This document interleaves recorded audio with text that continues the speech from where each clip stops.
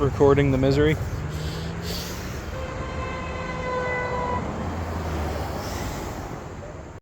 So, as you can see from the little intro on this video, this is kind of a different sort of video for us. So, bit of background.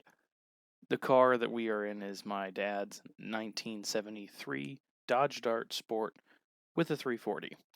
And for the last 4 or 5 months or so, we've been driving this car every day back and forth to work through the closest thing our area gets to rush hour traffic, and thus far it has been completely flawless. But on this particular day, it sputtered and then just stalled right at one of the busiest intersections we go through, as we were just getting to the beginning of it, which is suboptimal. So eventually, once traffic cleared, we were able to push the car down the hill and into a driveway to a storage unit facility, and eventually we managed to have my roommate drag down my Jeep so we can drag the whole apparatus home. But it was a bit of an ordeal and probably pissed off a lot of people as we made them late getting home from work. But that happens. To be honest, it's happened to me more with modern cars than it has with this old car, but it happened to us in this one nonetheless. So, a bit of background information on the issues we've been having with fuel delivery on this. In later weeks, you'll see we have a video on going to Mopar Nationals, which happened prior to this, and in the burnout contest there, we were having issues with the Dart sputtering and dying on the starting line, and essentially what it was doing was running out of fuel in the bowls on the carburetor and not being able to keep itself running. We suspected this issue was a dying fuel pump or similar, and because it was able to make multi-hour drives home, we just didn't do anything about it, which probably was not the smart thing to do, but it is what we did nonetheless. So, be more proactive than we are. But we have a lot of things to do, and it was working fine. So, we were able to hook the car to my Jeep and drag it home without too many issues. And with that, I will get on to the next part when we actually go about seeing what the issue is and fixing it. Welcome back to Dunn's Garage. This will be another fix-it video. Yesterday on the way home from work, we were stuck in a long line of traffic, waiting for somebody to turn left where they shouldn't be trying to turn left. And it started to stumble and then it stalled. I started it back up, ran for a few seconds, stalled, and then it wouldn't start back up again. So I kind of thought I knew what it was. So we came out, opened the hood, and I looked here first. Yes, I know you shouldn't have these. They're dangerous and bad, but it came with the car. But you'll notice that it's almost dry.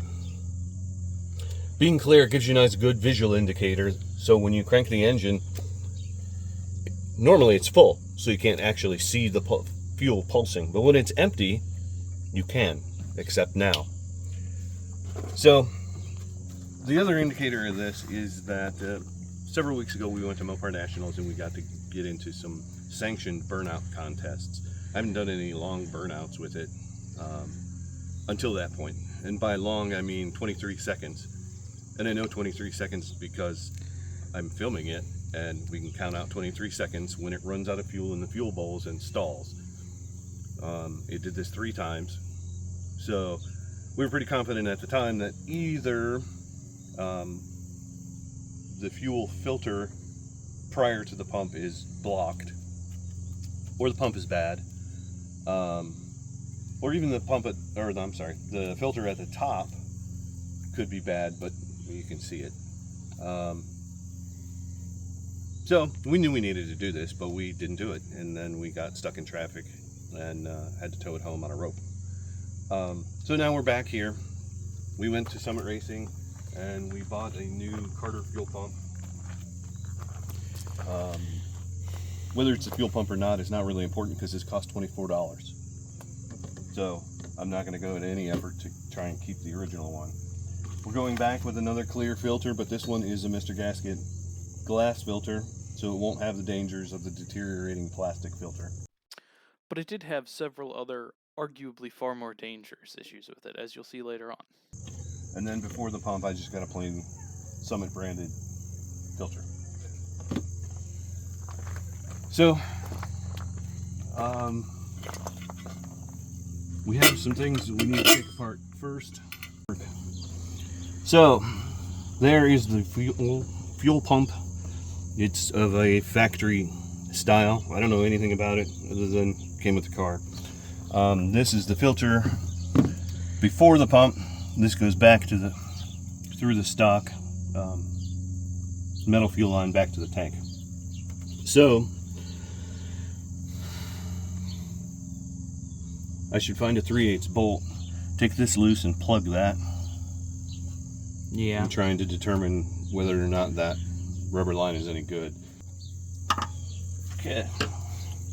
That just came loose.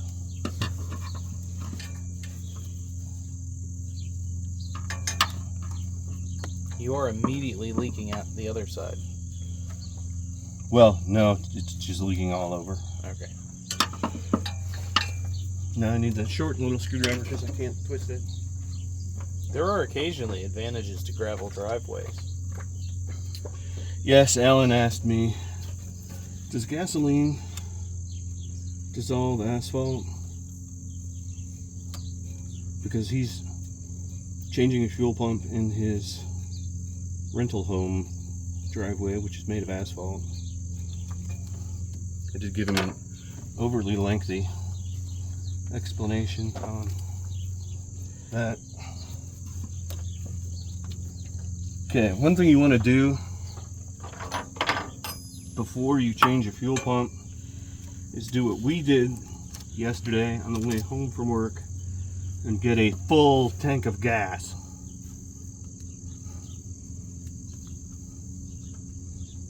Not as bad as when you have to change the gas tank. True.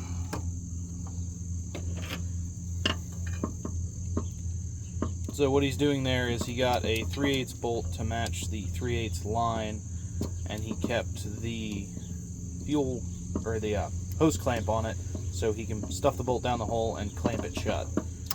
So, as far as the other comment, the fuel will eat right through the asphalt and wreck your driveway. Yes. That's not the factory line. The factory line's right there. So that's another line they've run the whole length of the car. Huh.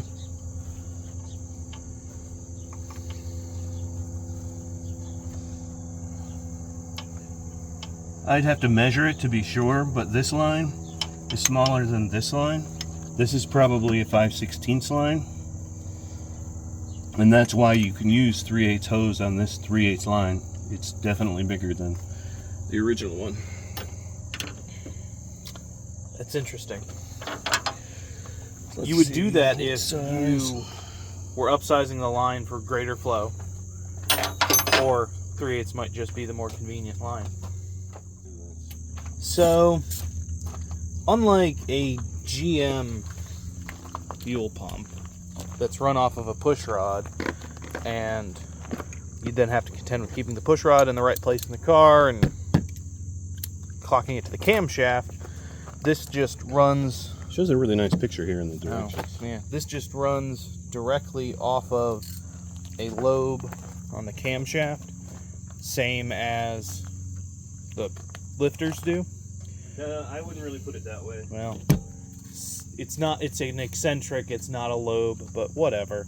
It works the same way. In front of the timing chain. Still on the camshaft. It's still on the camera. So it runs off an eccentric, and it pushes on this lever up and down and works the diaphragm in there. So, in all of the things online about how to do this, what it says is you need to have the engine clocked correctly, meaning this eccentric is in the up position and there is not pressure on the lever, so that it'll be easier to get the new fuel pump in the car.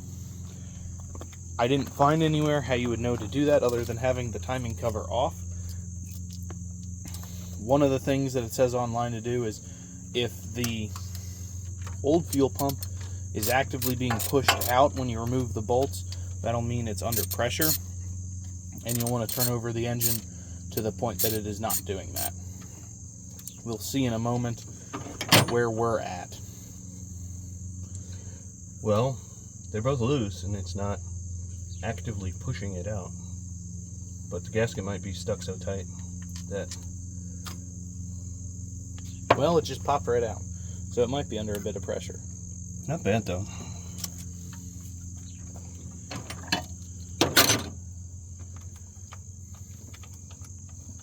I will say, this is very easy to get to, and we could have done it with the alternator on.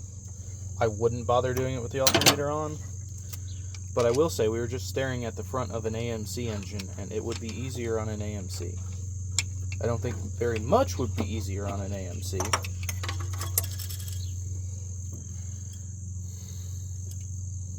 So Okay. on roadkill, they always push on it and see if it oinks.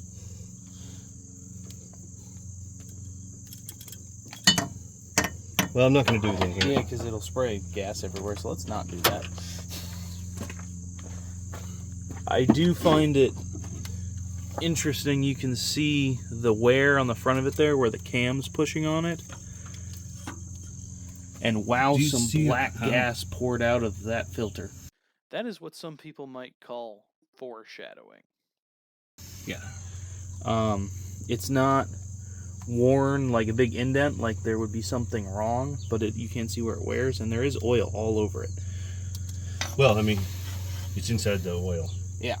We'll have to wipe up all this gas that poured out of it, but it is gnarly, which is not a good sign. It's entirely possible that this first filter is just hopelessly plugged up. But again, Might as well just do all of it. might as well just do all of it. So there is the whole engine side fuel system.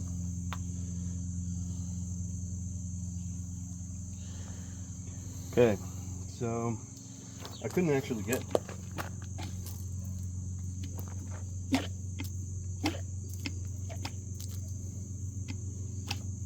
Well, so we'll keep that one because it's still good. Yeah. So your fuel filter was just clogged. Looks that way. Okay. Now the question will be, what is it clogged with? Can we peel that open? Does it come apart so you can see it? It can. Because if it's all full of rubber line, that might be something that needs solved.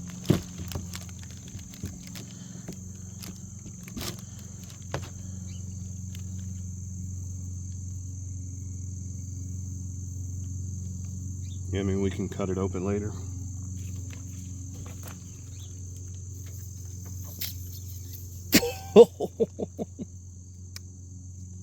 Can't blow through it? Good. I got just all of that rusty gunk to blow out of it.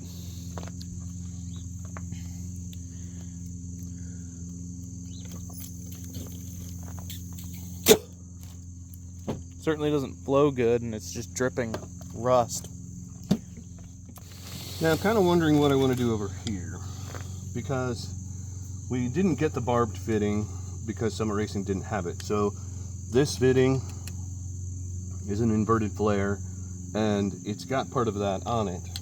I'll bet when I take this apart, I'll find that there is no swelled up portion on it to put a clamp around. It's just a straight piece of hose.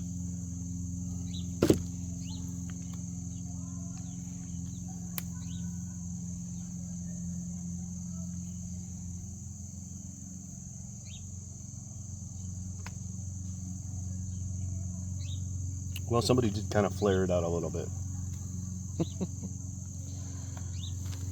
So, I guess I'll reuse that. All this hose that I said was good, It's no good. it's no good.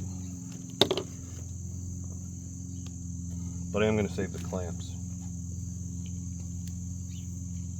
And we did buy new hoses, or new hose. Ironically, the only auto parts store I've ever been to in my life that doesn't have just spools of hose is Summit Racing. And that's not true. They don't have spools of common normal hose. If you want spools of AN line they have it.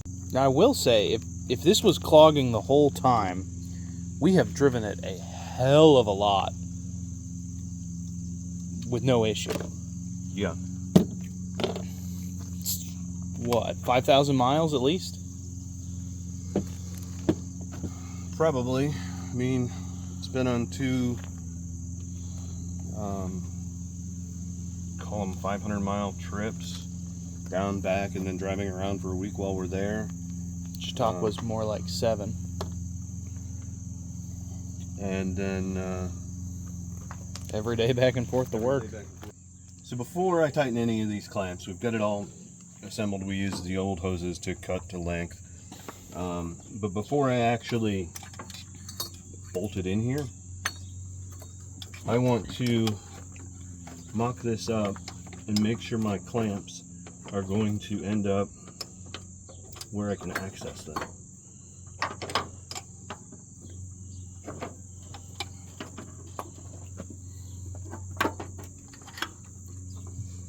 This filter is a lot bigger than the other one. Yeah. And we did end up just replacing every single bit of old line. From the outside, it didn't look too bad, but once we got it off and were able to look inside of it, it's no good. And to be honest, with fuel line, it's usually just safer to replace it. We fortunately don't live somewhere where the gas is full of obnoxious toxic stuff, but the fuel line only has so long of a life anyways. Okay. So, what I guessed is actually good. So, I'm going to go around and tighten them up.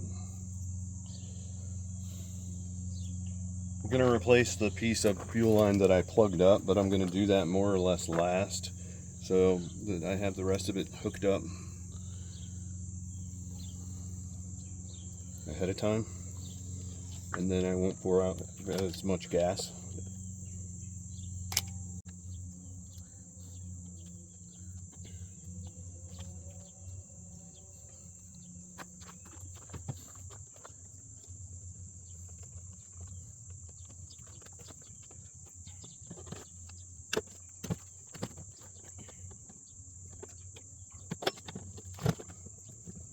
I don't have to spend more time talking. I don't know what to say. I don't know how to tighten up clamps.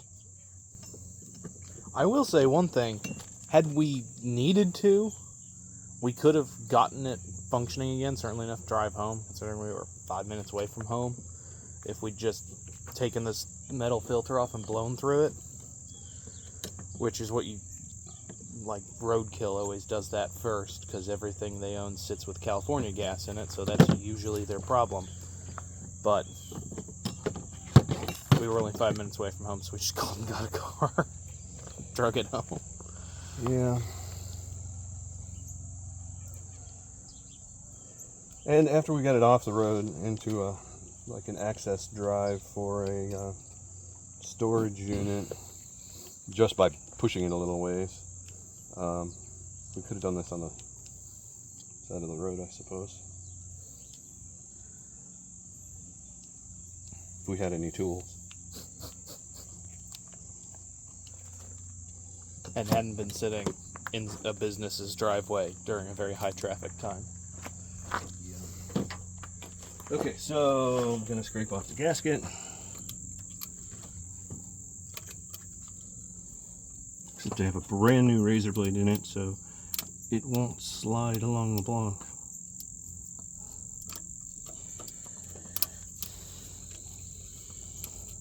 That's also not the block, that's the cast aluminum front cover. Yes, it is. That's true. So the razor blade's digging into the aluminum. That's why I won't slide.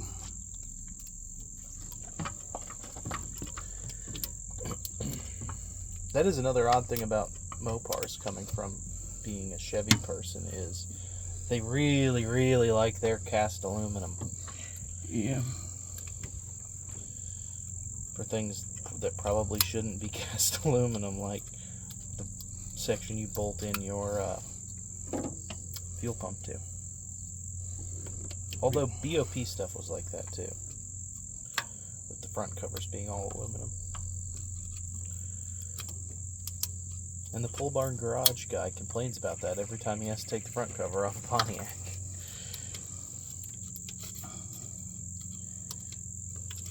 Yeah.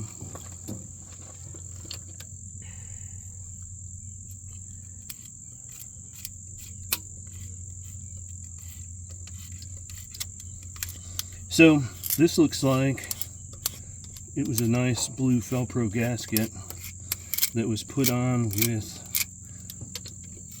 a little bit of orange RTV.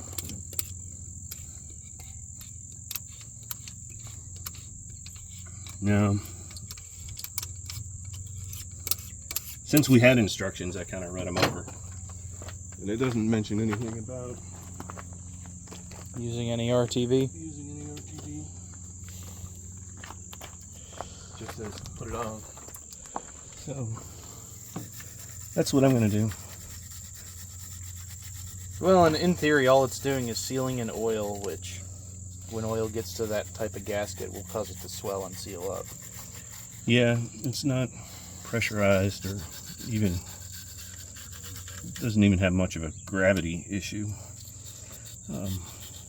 I suppose it is pressurized by virtue of the fact that oil blows out holes. So there's all the crankcase pressure available to it.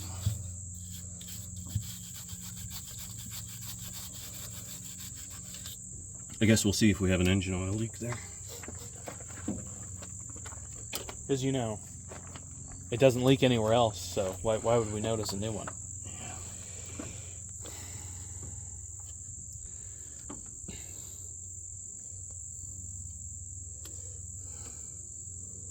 It's nice and goopy there. Yeah. I don't have any paper towels.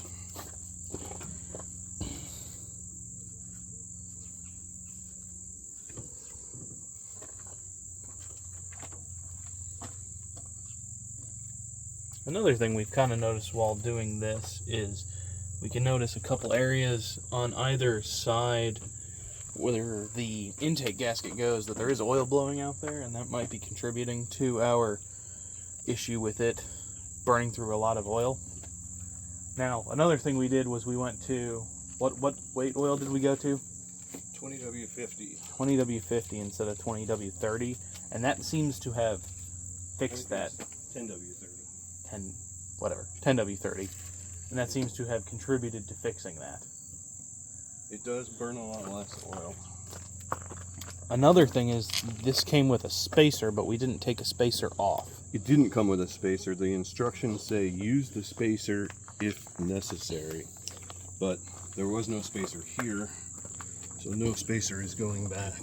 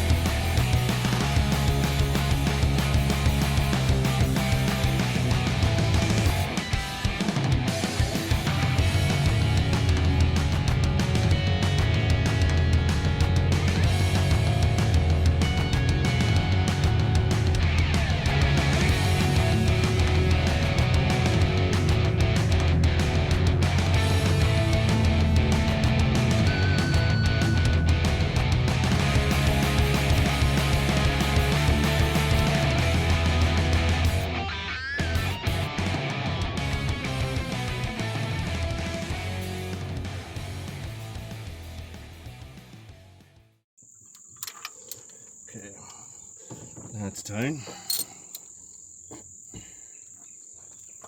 So, took a bit of fiddling because those bolts are very short, but we got the new pump bolted down. We didn't end up using any kind of sealant for the gasket. Now we have to work on getting that giant filter attached. Yeah, and I think we've got too much fuel line up here. I'm going to shorten that later. What do you mean? It's perfectly acceptable for it to be that far into the fan.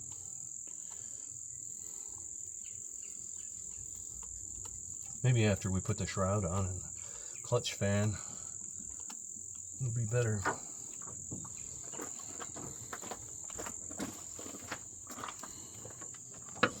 Okay, so that one's tight. This one's tight. That one's tight. That one's tight. Is this one tight? Yes.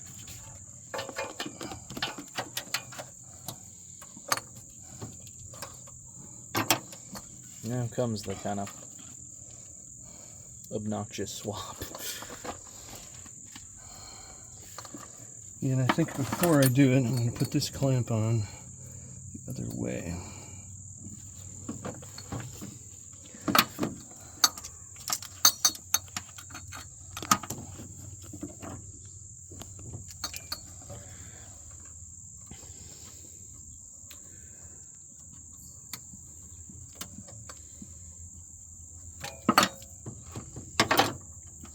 Wasn't a terrible amount of gas. Yeah, and this has got a bulge on the end of it.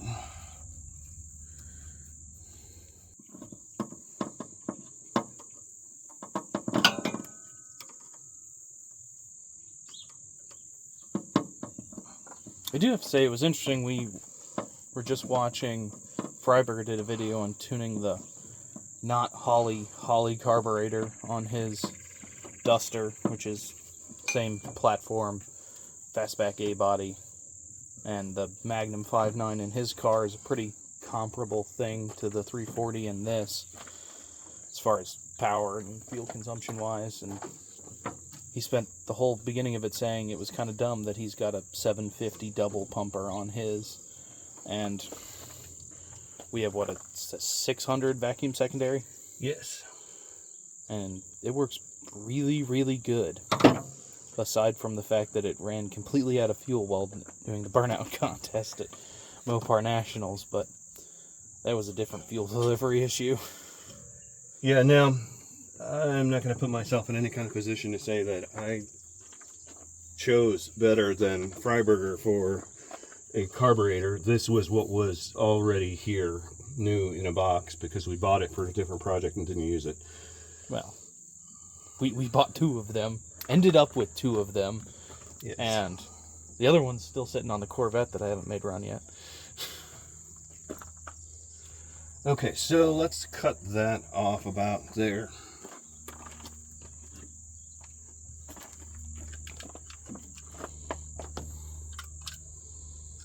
But I will say, the Holley Street series of carburetor is really, really good at what they advertise as being something you can just take out of the box and bolt on your car, have it run. Because that's all we've done. Well, I did set the idle mixture screws, and then I watched a different video and thought I didn't do it quite right, so I did it again and made it way worse. So then I did it again, and now it's just less worse. So I'd kind of like to do it again. It has a bit of a bog right off idle that it didn't have before. But for all you know, it didn't have any fuel. Could be. Why is this such a problem? I don't know. It went right on the first time.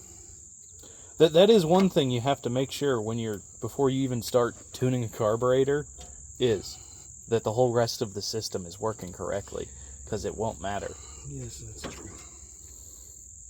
If your distributor doesn't advance and retard itself correctly, if you don't have gas because your fuel system's clogged. Yeah. We haven't checked the timing yet. Have no idea what that is. Okay.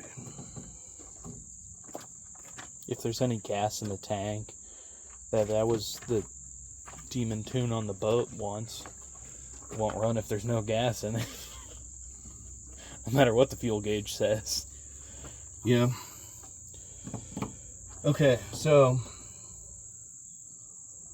I kind of want to run it without The alternator, the alternator. so I can Problem. sit here and watch it. is that I can't get that belt off because it's behind the power steering. So, I'm gonna put the alternator on.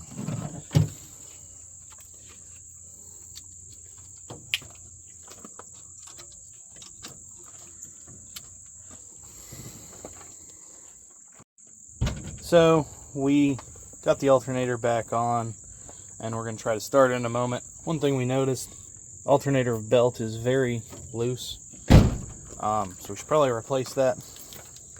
But Well, say why it's loose. It's the one that was there. The belt's in fine condition. It's just that at full alternator tight travel, it's not tight.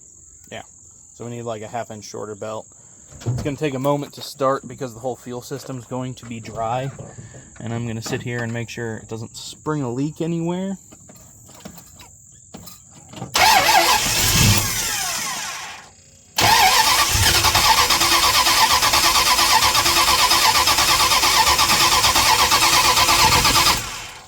Is there any fuel in that filter? No.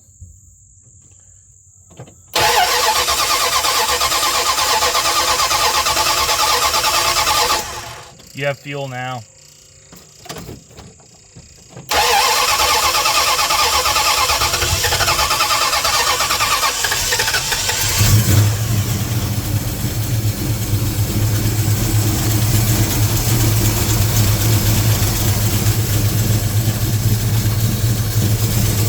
See that belt just flattering around.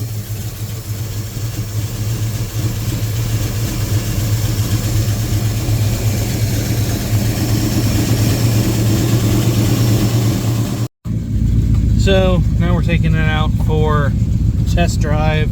We did a bit of fiddling with the carburetor to make sure the tuning was better with it now getting fuel. We did make sure to bring our fresh 2007 fire extinguisher in case we burn ourselves down. And with that, we didn't really have any troubles as we went on our way. Now, to be honest, we didn't test it all that dramatically, and we don't necessarily have somewhere to do that. The issue we were having with it running out of fuel and stalling, which you'll see in a later video, was during a burnout contest, and it was essentially wide open throttle for an extended period of time.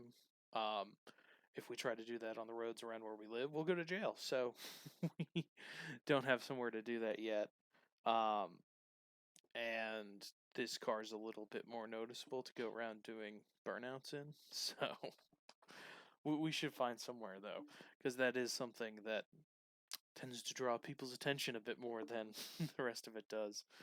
But with that, that's kind of the end of this, and I'd like to thank everybody for watching. I'd like to ask you guys to give us a like and subscribe to our channel. Almost 98% of the people that watch aren't subscribed, and it'd be really cool if you guys would. So until next time.